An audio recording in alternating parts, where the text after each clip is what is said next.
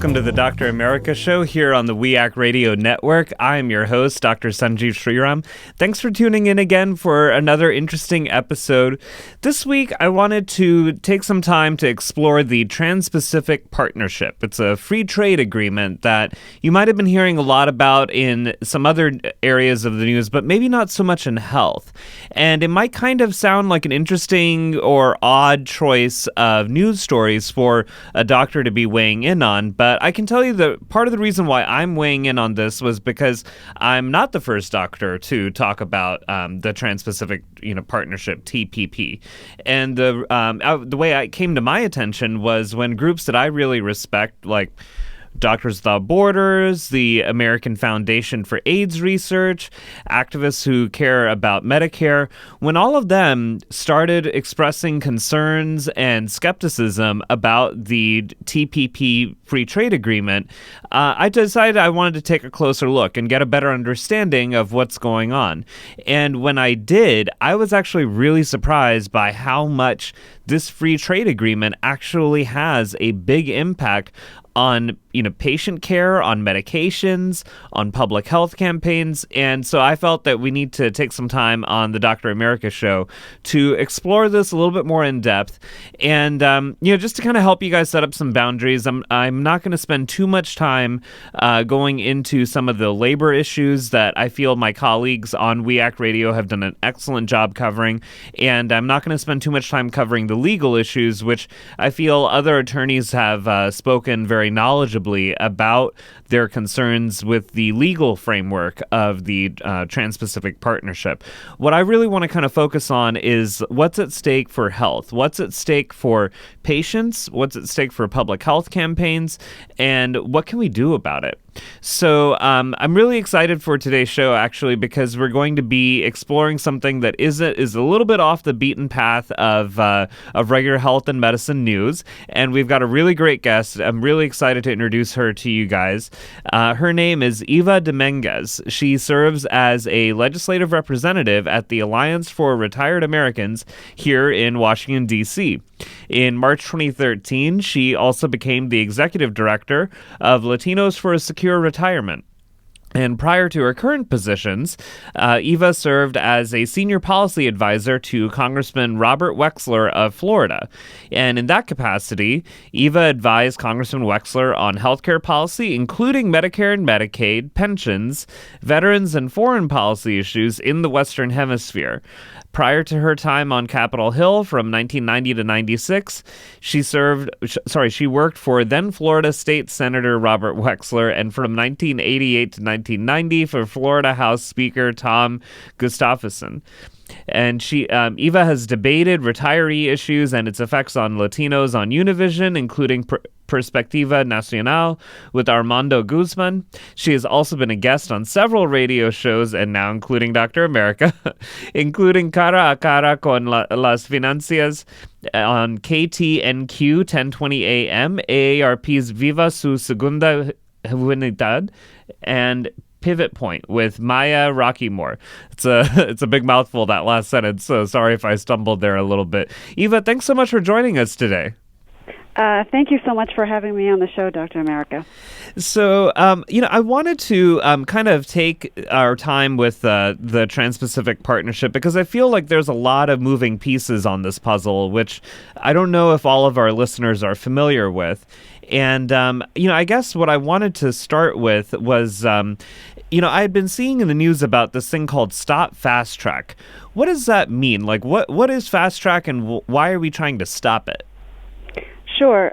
Well, basically, Fast Track is it's the name of the legislation is Trade Promotion Authority, but it's better known as Fast Track, and it is basically an ability to expedite the passage of trade agreements, and this would include agreements like the Trans-Pacific Partnership Trade Agreement, what's also known as TPP.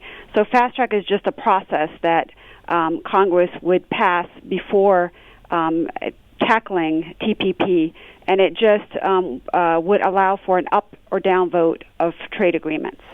So it sounds like that means that people have to either take it or leave it. Like they want to kind of... You cannot amend it. You cannot make any changes to it. It's either a yes or a no vote. Okay. Now, if you're not allowed to amend it, what happens if a member of Congress sees something in there that they want to raise questions on, or they want to, they feel that maybe there's, a vulnerability for, people that they represent?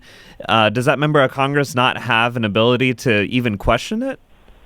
Basically, no. I mean, the only thing they'd be able to do is vote against it. And, there's supposedly the rationale behind Fast Track is that this allows the negotiators more freeway in trying to negotiate these agreements, knowing that, whatever they agree to is something that will get included in the agreement that basically Congress can't take out of it. And so it gives them a little bit more leverage when they are negotiating with other countries. But some of these, some of the policies that are in the TPP trade agreement are just, it's so vast. It covers so many different things, and it's things that we really should be able to look at more in depth. And, right. The public should be able to have an input. Congress should be able to have an input. Right. And so that's where, that was actually my second piece of my concern from a civic standpoint about how little we know about the Trans-Pacific Partnership, and that it's actually meant to be secretive. I was reading something about how hard it is for members of Congress, the ones who are curious to read, this bill, the ones who are curious to go through the details, that it's actually very difficult for them to actually study what they would be voting on. Right. It's hard for them to get access to it, but yes, they actually, members of Congress do have access to it, as well as they're called cleared advisors. So certain specific individuals that have been cleared can actually, have some sort of say in the process. Can look at the trade agreement, but then they would not be able to discuss it with anyone else. They are not allowed to discuss it in public. They're not allowed to reveal what's in it. So it is very secretive, and the American public is not able to access what's actually there right now. Right. So that already, those two pieces alone, the fast track piece and the secretive piece, already kind of make me feel very skeptical towards towards this this TPP. But to kind of bring it back to health, because what I saw about some of the provisions when it came to helping people afford medications, I was really concerned when I saw groups like the American Foundation for AIDS Research and other groups, talking about how TPP could actually change access to affordable medications for patients? Yes, and basically, let me explain that a little bit. As we were talking, we don't really know what's in the agreement, but there was leaked language that basically showed that the TPP trade agreement has provisions that pharmaceutical companies are pushing to basically establish 12 years of market exclusivity or patent protections for biologics for all TPP countries. Now, biologics are drugs that treat certain chronic illnesses and immune diseases. While the current patent protection in the United States is set at 12 years, many of us have been trying to reduce that period to 7 years. And this is so that these drugs can be more affordable and it can be more accessible to people. And I know that you know this quite well, and patients who use biologics know this quite well, and that's that biologics are extremely expensive. They're upwards of $1,100 a month. If you take, for example, rheumatoid arthritis, if someone were to take Humira, which is one of the biologics to treat it, the cost would be anywhere between $2,632 and $5,264 per month for a 40 milligram injectable kit. And so President Obama agrees that the patent protection period is of 12 years is really long, and he agrees that we need to try to reduce it to 7 years, and he actually included this in his budget. Yet we have these U.S. negotiators that are trying to put into law or into I should say, into this agreement that would affect the U.S. as well as all these other countries. And in fact, in some of the other countries, the patent protections are not that high, right? And yet they're trying to make it 12 years.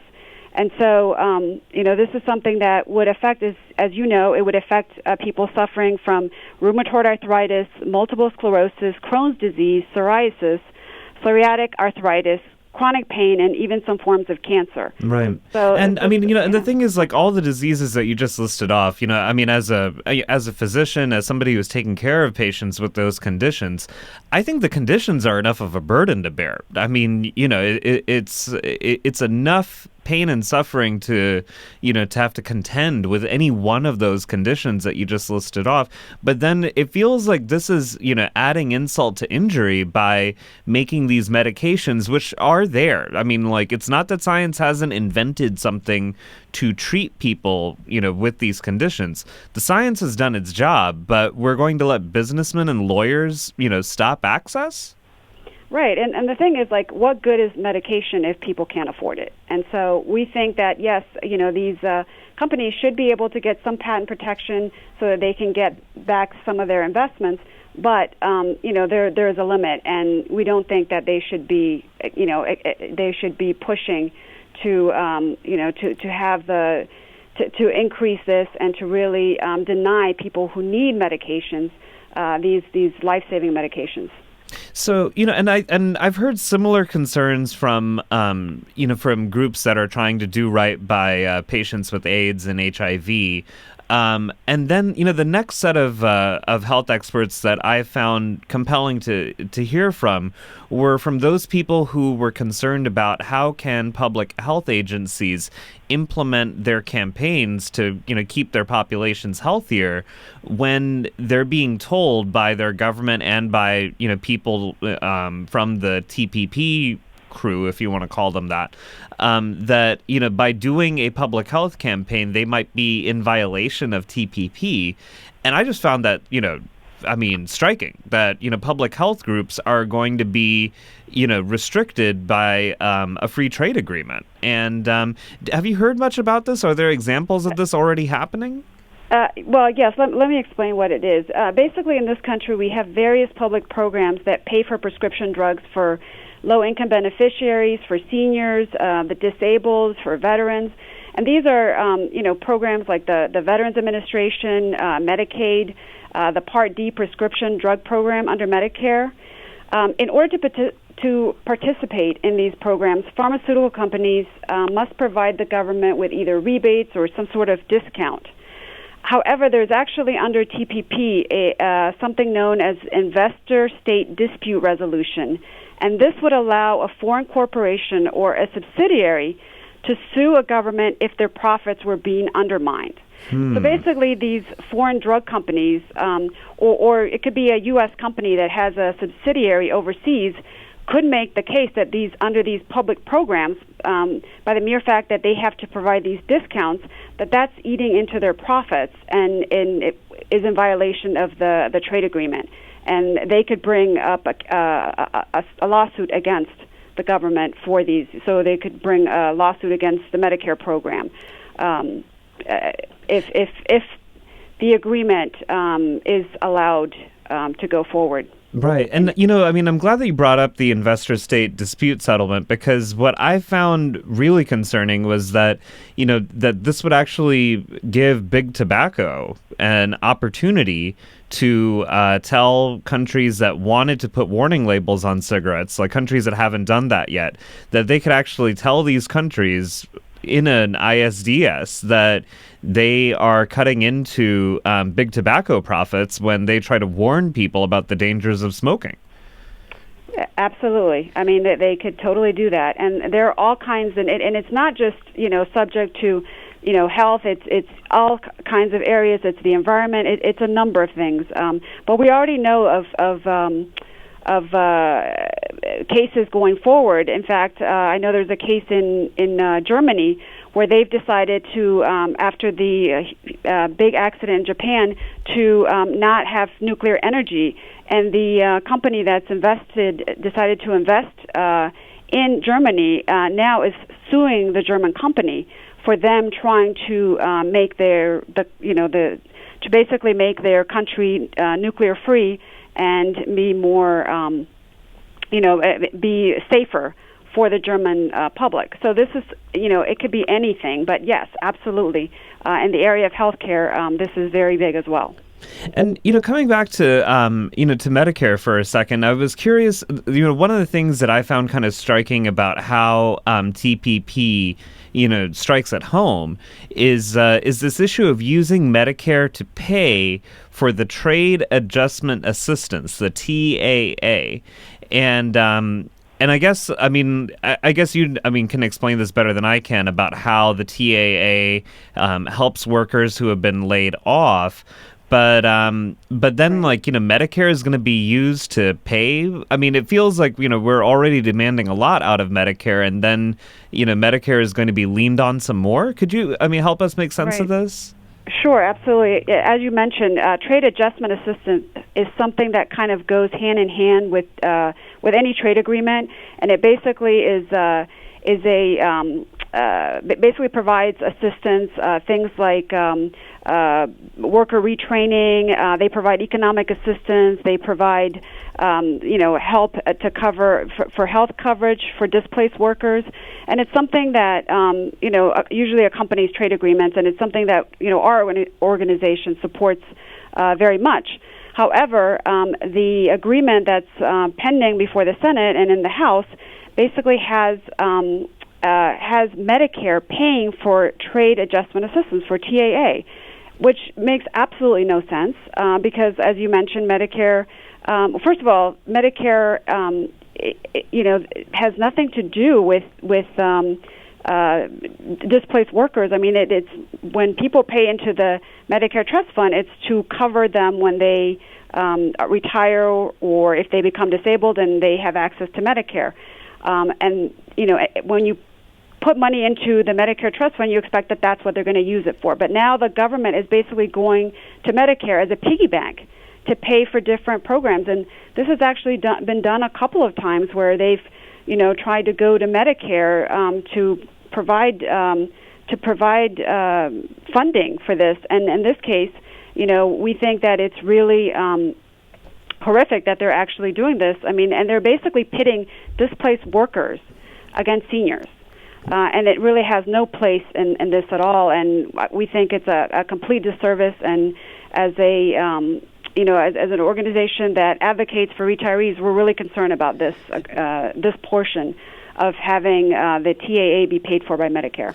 Well, I think that one of the things that I've always found concerning about these kinds of debates is how we seem to get trapped into these false choices of, do we help seniors or do we help displaced workers? As if, we're not supposed to be helping both of them, And, I find that that these kinds of issues like, trade agreements seem to be unusual in the sense that we have to struggle with false choices when we're not really asking enough from the people who have a lot, namely corporations that stand to make huge amounts of money off of these free trade agreements. Exactly. I mean, if people are being displaced as a result of these trade agreements, then you're absolutely right. It should be corporations that are paying for this, and not Medicare beneficiaries, not disabled, or retired beneficiaries. So, so for our listeners who have, now learned a lot and are very eager to take action, where can we direct them? Sure. Well, I think one thing is to contact right now. Congress and basically the Senate is going to be voting this week on TPA or fast track, and they're also going to be voting on TAA. So it's really important to contact your senator, and let them know that that you're opposed to the trade agreement, you're opposed to fast tracking it through the process, and that you're opposed to Medicare having to pay for TAA. So this is all happening in the Senate this week. The House is also expected to be voting on this. It will be sometime after the Memorial Day recess. So also calling your congressman or congresswoman, to express your concerns is very important. Okay.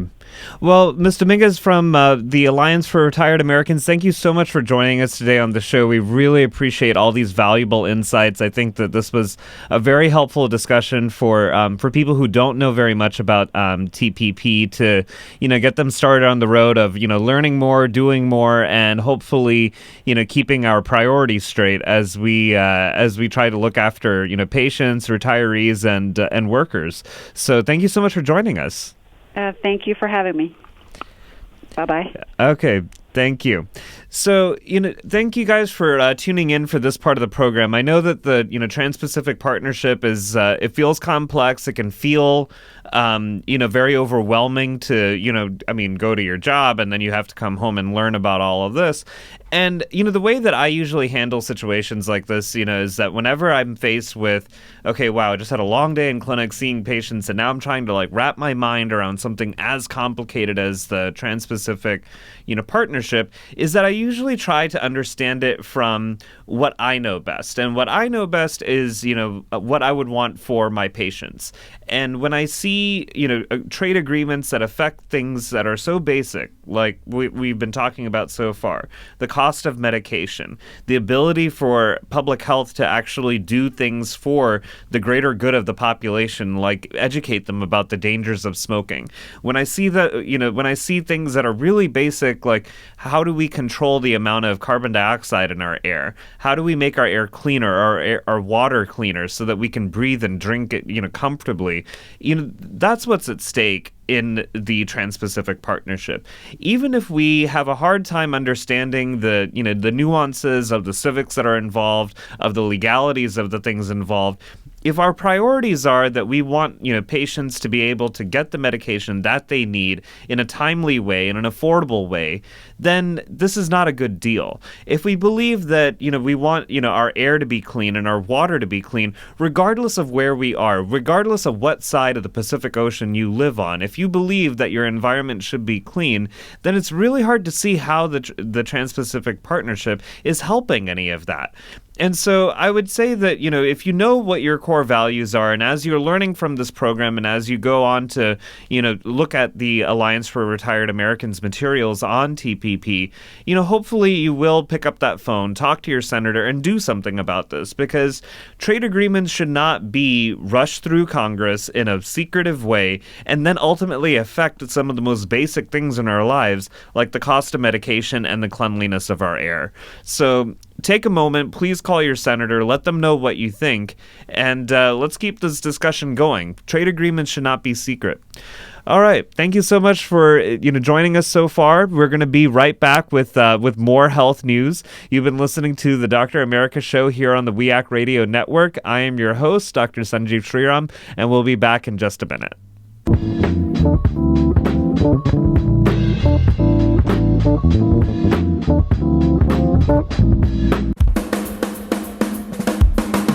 You're listening to WEACT Radio, WPWC 1480 AM. Visit us online at weactradio.com.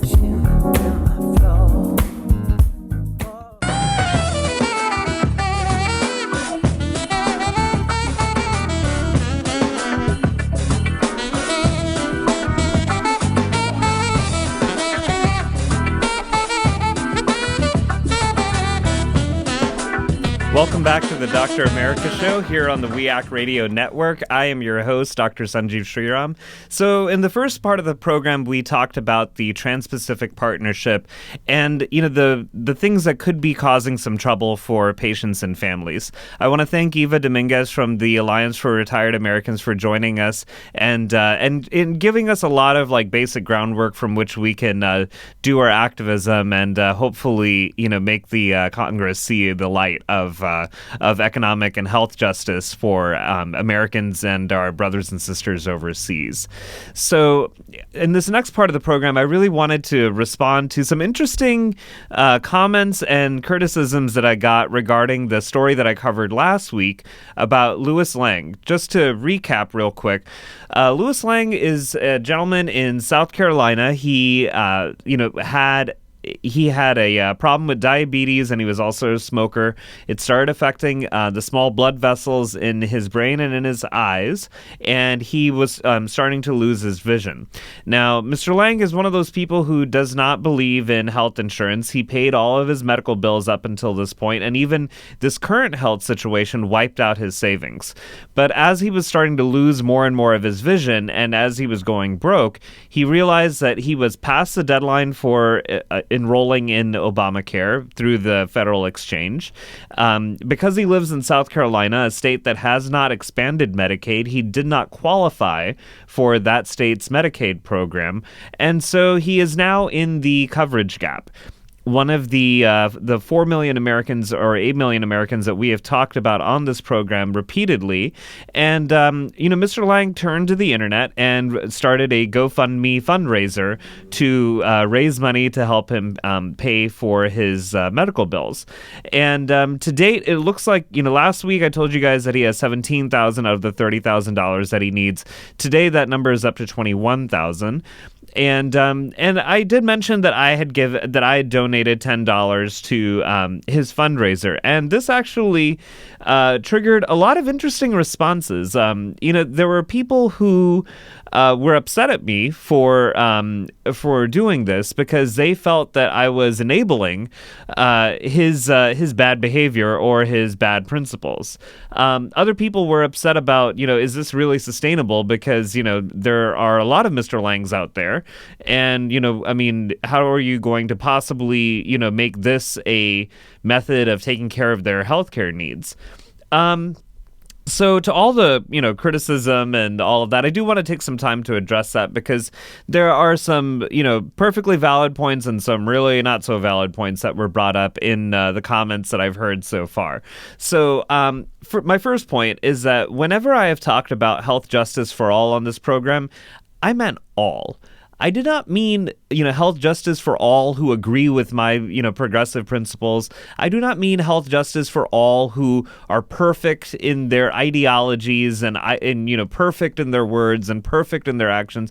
If we're going to have those kinds of litmus tests before we can offer health justice to our fellow Americans and our brothers and sisters, I'm afraid I can't stand for that. At the end of the day, Mr. Lang is a child of God just like me, and my compassion made me reach out and do the little bit that I can. I believe that, his story has already made its point. I don't think that Aesop, when he wrote The Tortoise and the Hare, meant to have additional chapters. It wasn't like you learn the lesson of slow and steady wins the race, and then you get to be a dick about it after you win the race. Like, that's not the way that, Aesop intended that story to go. And I kind of feel like, the story of Mr. Lang has made its point. I don't necessarily need Mr. Lang to convert his views in order for me to help him. And I really hope that when we understand the concept of health justice for all, that we mean all. We don't necessarily mean just the people who agree with us or just the people who like us. In fact, that's kind of how the opposition works. And quite frankly, I think we're better than that. And I don't need Mr. Lang to change his position. And I actually feel that probably the most persuasive form of communication and action is to set a good example. By setting an example that I, as a progressive, will reach out to somebody like Mr. Lang and do what I can to help him out, I think that demonstrates that, it isn't just principle, that we actually participate, that we practice what we preach. So, for people who, are needing a reminder about health justice for all means all. My second point is that by saying all this, I don't mean to shut down any discussion. I actually think that there were some valuable discussions going on right on Mr. Lang's fundraiser page. I think it was valuable to see people go back and forth commenting on, is this sustainable? Is this sustainable for somebody like Mr. Lang to start a fundraiser when he, runs into financial troubles for his health? And to me, like, that's a valid question, because today it's Louis Lang and tomorrow it's Walter White, who, is going to die of lung cancer and might start cooking meth if we don't go and help him out. And I get it, like, there will as long as this system endures, there will always be another, Louis Lang. And how do we possibly make it sustainable if all we're doing is charity? And I have said on the show before that as much as I respect charity, charity is not a sustainable way of financing healthcare, of delivering healthcare, or making, or building health justice for all. So I perfectly respect that argument. At the end of the day, though, I feel that as all these arguments go back and forth, if Mr. Lang loses his vision, I'm really not happy about those discussions. As a doctor, I can tell you that it bothered me to no end as a medical student, as a resident, when I would watch, colleagues have endless discussions going on and on and on, talking and talking and talking. Meanwhile, there is a person here who needs help, and it is within our reach to help this person. I feel that, I totally want valid discussions to go on, but at the end of the day, if it results in inaction and Mr. Lang loses his vision, I can't accept that. I can't accept that, somebody is going to lose their vision in the wealthiest country on earth when we're perfectly capable of doing something, for someone. And I do feel that, the people who are questioning the sustainability of this approach, sometimes they have, I think, an attitude where they say, well, if we can't do something for everybody, then we shouldn't do, something for anyone. And I don't really get that. I kind of feel like, a good sustainability argument can be had. And in the meantime, do what you can for the people that are directly in front of you. To me, this has always been the challenge of the Affordable Care Act. Even if every state had expanded Medicaid, even if we had, done everything in the letter of the law, I would still be here talking to you about undocumented immigrants. I would still be here talking to you about the efficiency with which we deliver all of these things, because there's always still that work to be done. Just because the law isn't perfect doesn't mean that, you shouldn't do something in the now. And, so yes, I respect the sustainability agreements, but in the meantime, I can't in my heart let Mr. Lang go blind while we're just having discussions. My third point, for the people who really feel the need to continue this blame and shame thing, what I would ask of you is take that finger of blame and shame and point it towards South Carolina Governor Nikki Haley and South Carolina legislators. These are the people who have constructed the system and have allowed a system of injustice to keep persisting. Mr. Lang's story would never have been brought to any of our attention if he had lived in a state that had expanded Medicaid, that had a robust, health exchange for him to go and get some health insurance. He's in this situation because of where he lives. Yes, we all make bad choices. And as I said in my very first point, I'm not going to demand perfection out of everyone. I can't. As a doctor, I can't do that to patients. But what I can expect is that when we are in this world together, that we can live in systems that look after us even when we stumble, even when we make bad decisions, that we shouldn't suffer so direly for those decisions. So if you want to continue pointing that finger of blame and shame, point it towards Governor Nikki Haley. Point it towards the South Carolina state legislatures that continue to make South Carolina such a difficult place for people like Mr. Lang to get the most basic of health care. I think that is actually a valid place to take that frustration. I think that that's actually a productive way of helping these people and creating the sustainable system that we were talking about in my second point. So for folks who, have some issues with me helping out, Louis Lang, at least now you know where I'm coming from. And I hope that, this will, interest you in learning more about his situation, about other Americans like him, and doing something in the now to help our brothers and sisters as they need help now, and then to actually kind of ask those tough questions of how did we get here? Why are we still like this in 2015 in America? I think that those are all valuable discussions to be had. But in the meantime, it's not enough just to talk. We have to walk. So, there's my reasoning for helping out Louis Lang.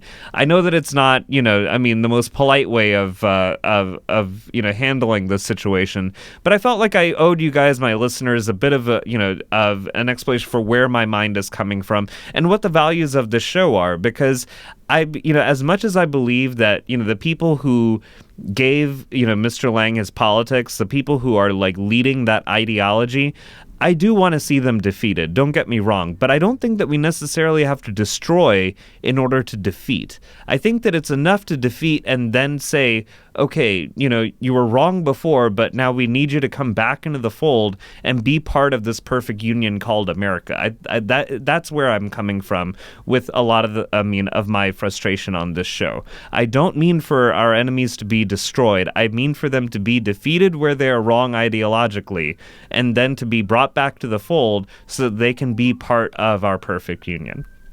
Anyway, I know that's a lot to handle.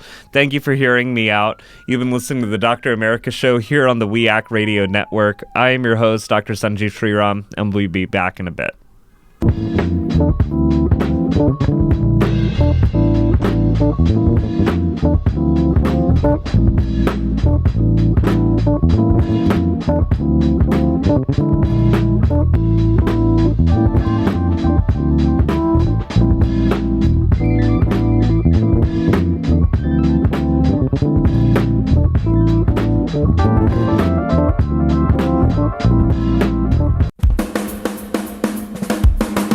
You're listening to We Act Radio, WPWC 1480 AM. Visit us online at weactradio.com.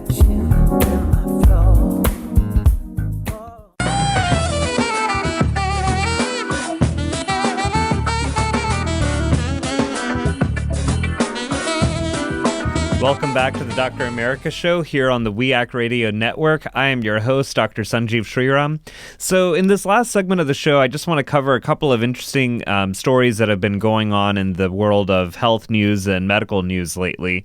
And so one of the first things I wanted to let you guys know was about the U.S. House of Representatives actually passed a bill that would ban abortion at 20 weeks and at 20 weeks of gestation or 20 weeks of pregnancy.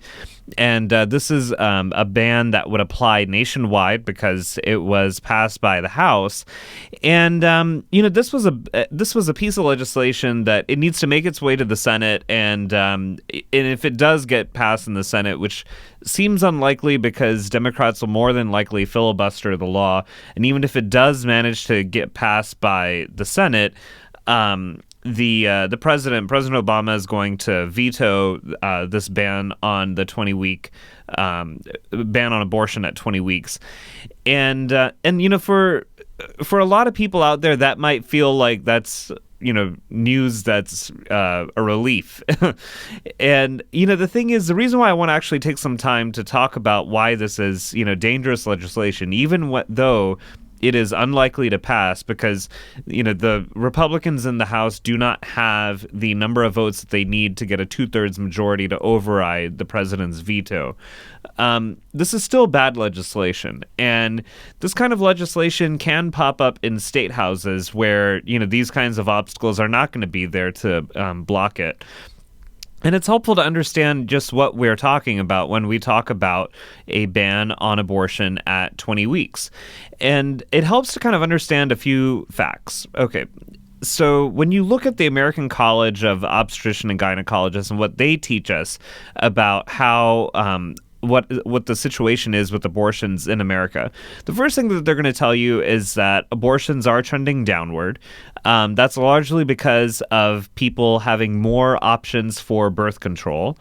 And then the other thing that they're going to tell you about abortions is that 99% of them are occurring before the 21-week mark. Okay.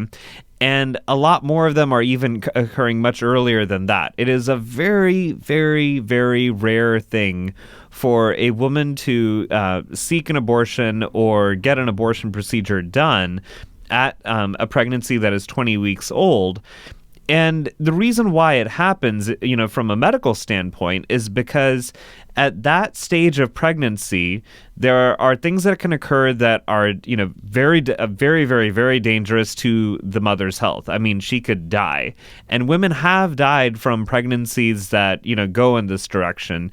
And in this case, it is important to have, the option of doing an abortion in order to save the life of a mother. So that's one reason why a doctor might, advise her patient to seek this procedure.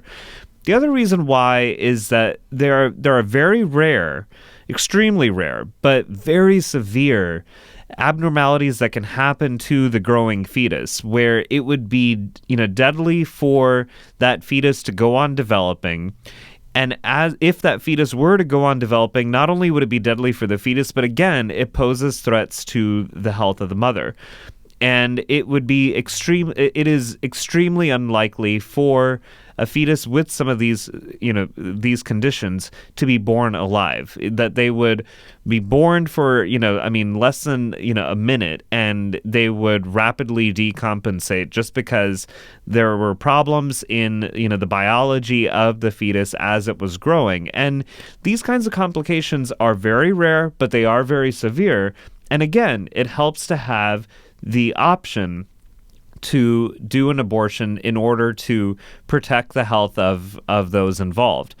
And when it's presented this way, like everything that I just said about, these are the threats to the mom's health, these are the problems that can arise to the fetus, when this information is presented to the general public, okay, they actually start to, it actually starts to persuade the mind of even the most pro-life or anti-abortion person that they actually start to see that, yeah, doctors and these would-be moms need to have these conversations as doctors and patients, and that there isn't really a place for politicians to be inserting themselves when there's so many details, so many medical variables at work that it's already complicated and it's emotional and difficult, but it's best left to the experts. It's best left to the expert who is the patient and the expert who is the doctor to figure this out and do what's right for them.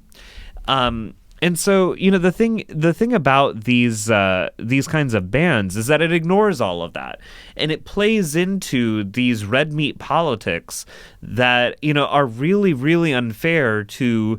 They're unfair to, the women involved, first of all. They're unfair to the doctors because, there are 20-week bans that actually seek to criminalize the doctor for even offering this procedure.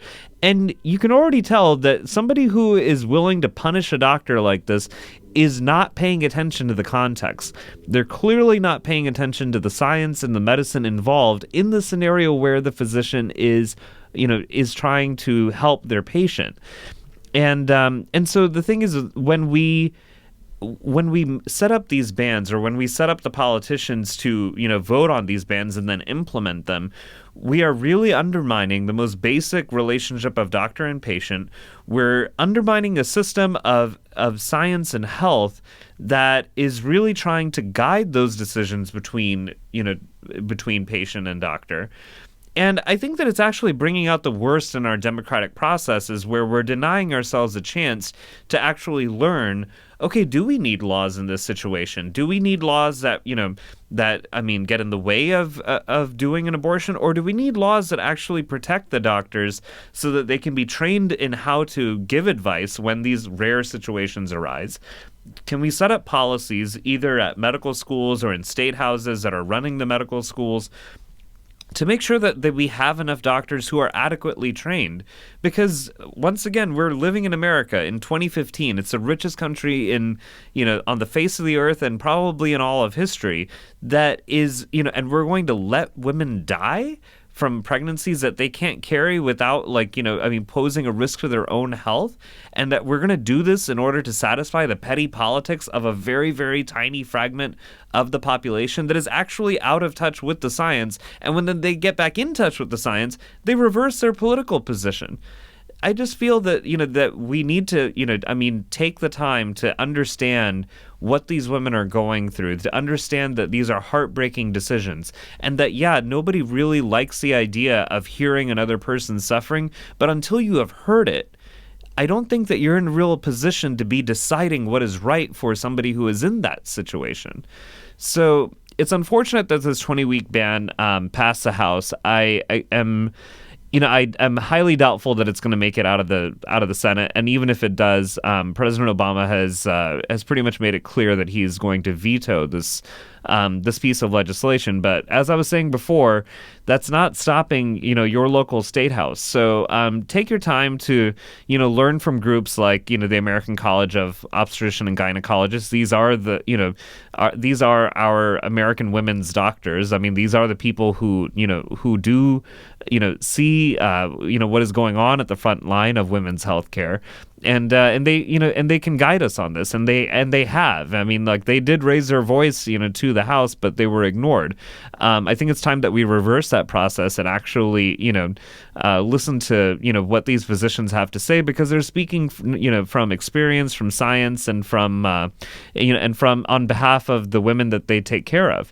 So it's a bit of disappointing news that this ban made it out of the House, but I think that if we can keep up our awareness on this, and take better action, against these politicians, that maybe we can pass more sensible policies.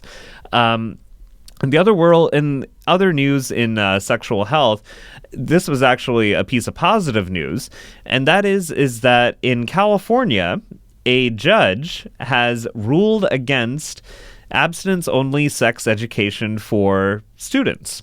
And this is actually a really important victory for public health, and it's a small victory, but it's really important. And I want to kind of take some time to explain this one.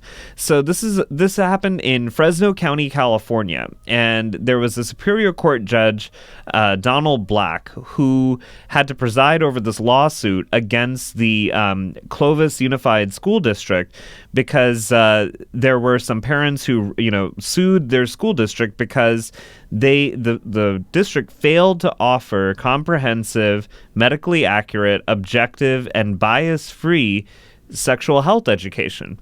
And and the judge heard everything and basically said that, like, when you only tell young people about abstinence, when you make it abstinence only, you are failing them, because you are not presenting all that is known, all that is available to know, that would actually be accurate, that would be actionable, that giving these young people the information that they need in order to keep themselves healthy. And I was actually really impressed with his ruling, because he's reminding the school district about the California Comprehensive Sexual Health and HIV/AIDS Prevention Act, which requires public schools to, quote, provide a pupil with the knowledge and skills, I like that part, knowledge and skills, necessary to protect his or her sexual and reproductive health from unintended pregnancies and STDs. Given the high social cost of, and this is what the judge who wrote this part, given the high social cost of teen pregnancy and similar toll on society of HIV/AIDS and other sexually transmitted diseases, the rights vindicated by this suit, access to medically and socially appropriate sexual education, is an important public right. I'm really glad to see that that we're actually getting some backup from this is this is a Superior Court judge, Fresno County Superior Court, which this is a big deal, because when parents actually stand up for their kids and hold their local school district accountable, this is the kind of action that can happen. And it's to me a valuable opportunity and a valuable win for public health. I think that it's showing that the courts get it, the parents get it, and now the school district is going to be reminded to get it. And it means that as we enter another school year, the 2015-2016 school year, hopefully we can start seeing some curriculum changes that actually, give these teenagers the information that they need. Not only in places like California, but I'm hoping that this trend starts to, give courage to more communities across the country, because everything that Judge Black wrote is absolutely true. This is a public right. When you lack the skills to protect yourselves from unintended pregnancy and STDs, you are putting your society through social, moral, and financial costs that are totally preventable. And so this is a big win. Congratulations to the parents who filed the suit and spoke up for their kids' rights. I think this is a big win. Salute to all of you guys. Congratulations. Cheers. Very happy for you guys.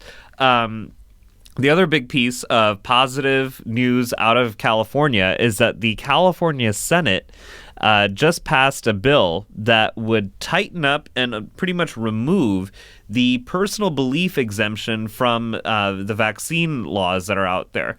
So basically, as you all know, in California, there was this big measles outbreak that, started in Disneyland, and then it kind of started to spread to a whole bunch of other states. And, I was livid on this show about, the fact that we were fighting measles in 2015 in America. And apparently I was not the only one who was, taking it, who was frustrated, because Dr. Pan, who also happens to be a state senator in California, sponsored a bill with his colleague, State Senator Ben Allen, who happens to be the son of a polio survivor. So you got a pediatrician and the son of a survivor of a now vanquished disease getting together to, write legislation, making it very, very difficult, next to impossible for a parent to get, to refuse vaccines for their kid. It sounds like they're going to try to make, a small exception for people who have, who refuse vaccines based on religious grounds. But the thing is, no major religion is against vaccines, and I think that will end up being a subject of dispute that eventually I think that we'll be back to where we started, the 21st century with zero measles, zero cases of measles, just because, laws like this are going to start, taking hold. We're not over yet. It just made it out of the Senate. It needs to get through the Assembly, but this is a big deal because basically what this means is that, we're not going to be seeing, these kinds of outbreaks. If California gets it together and passes this thing and implements it, it could really mean that the end of that we could be back to where we started in 2000 with zero measles across the country. So congratulations to Dr. Richard Pan, state senator in the California State Senate, and his colleague, Mr. Ben Allen, for taking on a lot of heat. It got to the point where, these two gentlemen were getting death threats for even sponsoring this legislation. And I'm glad that they saw it through, that they, talked to their fellow senators and made this piece of legislation pass the Senate. I'm hoping that the California Assembly, keeps pushing it through and that Governor Brown signs it into law, because in 2015 in America, we should not be fighting measles, period. Okay. So, with the last bit of news that I've got for you guys, I wanted to, because we're entering Memorial Day weekend. It's like kind of the, semi-official start of summer. And it's really important to me that, we have some news that we can use. And, back when I talked about gun safety, I think it was brought up at that time that, a lot of kids, like more kids actually, die from things like drowning. And so, because we're entering the summertime, I kind of want to make sure that we are all remembering some really basic safety tips for swimming. Just because, again, as much as I feel that Americans shouldn't be dying of measles in, 2015 in America, I also kind of feel that we shouldn't be drowning in America in 2015 either. And so just a couple of basic points of safety for swimming. One is it's really important to swim in places that have been distinguished as, safe for swimming. I think that, I've been to coastlines where there's a red flag flying saying that, the surf is rough, you're swimming at your own risk. There's no lifeguard on duty and people go swimming anyway. Know the risk of what you're getting into. That is a very dangerous situation to be entering the water. And so it's worth paying attention to what does it mean when there's, a different color flag up? It's worth looking into that. It's worth double checking, is there a lifeguard out, on this beach or at this pool? So know your surroundings. My second point is really to always swim with a buddy. I think that, swimming alone is extremely dangerous. I think many of us have friends who have taken this risk and it's simply not worth it. Please don't go swimming alone. It's really important to have a buddy and even then, there are some risks involved, but, there are far fewer risks involved when you have, somebody with you. This is extremely important if you are supervising children. Please don't let your children swim alone. Children need adult supervision, and if you're not there to provide that supervision, please find a trustworthy adult who can, because again, this is a preventable way. These are deaths and injuries that are totally preventable, and we should not be having our fellow Americans die of drowning this summer. So know where you're swimming, swim with a buddy. If you've got kids, make sure that they're protected. And then the last 2 points are really just some common sense, good summer information, some help that you can use, and that is that drink a lot of water. As much as you might not feel hot because you're swimming, swimming does cost your body a lot of water, and it's important to stay hydrated. So don't forget to drink water. Don't drink the water that you're swimming in. There's no such thing as there's no water that you're swimming in that's worth drinking. Don't do it. But yeah, stay hydrated. And then the last piece, also, a little bit of common sense, and that is to protect your skin. I mean, this is a time of year most of us are swimming, in the daytime in the bright sun. It's worth, preventing skin cancer. This is Skin Cancer Prevention Month, so I want to make sure that we're offering that news that you can use. So know where you're swimming. Never swim alone. Make sure that you're watching your kids when you're swimming. Drink lots of water. Protect your skin. So that's the swim advice from Dr. America here on the We Act Radio Network. Thank you so much for listening to us here. I'm your host, Dr. Sanjeev Sriram, and until next week, salud to your health.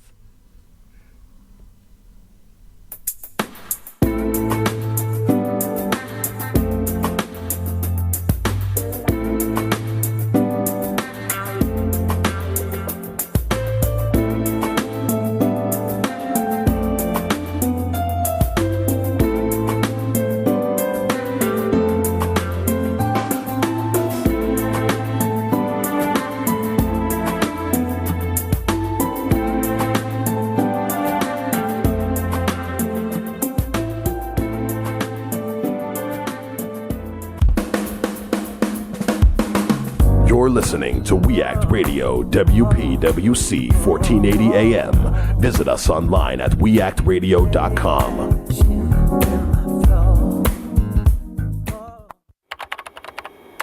My name is Joe Thompson. I'm 29 years old and I have a career that I love as a systems analyst. Career. It still sounds cool to say that word. I never could have gotten on this path without a college degree. And if the college me were here, he'd tell you. I never would have gotten to college without Big Brothers Big Sisters. I could have ended up anywhere, on the streets even. But college? Joe Thompson? Not likely. My big brother helped me out. He taught me I could do anything, at a time when a lot of people were saying just the opposite. And to a 7-year-old, that means a lot. My big brother's name is Phil.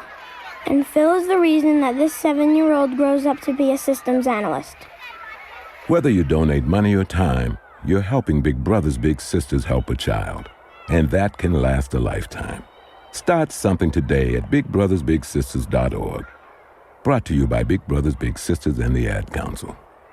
I'm a third grade teacher. I'm a school bus driver. I am a parent. I am a teacher's aide, and I agree to be identified as a caring adult who pledges to help bullied students. I will listen carefully to all students who seek my help and act on their behalf to put an immediate stop to bullying. I will work with other caring adults to create a safe learning environment for all the students in my school. In my school. In my school. In my school.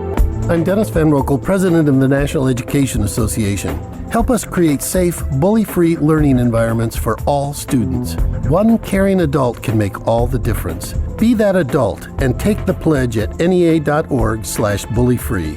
Adults have the power to stop bullying in our schools. It starts with me. It starts with me. It starts with me. It starts with me. Bully-free. It starts with me. Visit nea.org/bullyfree. A message from the National Education Association.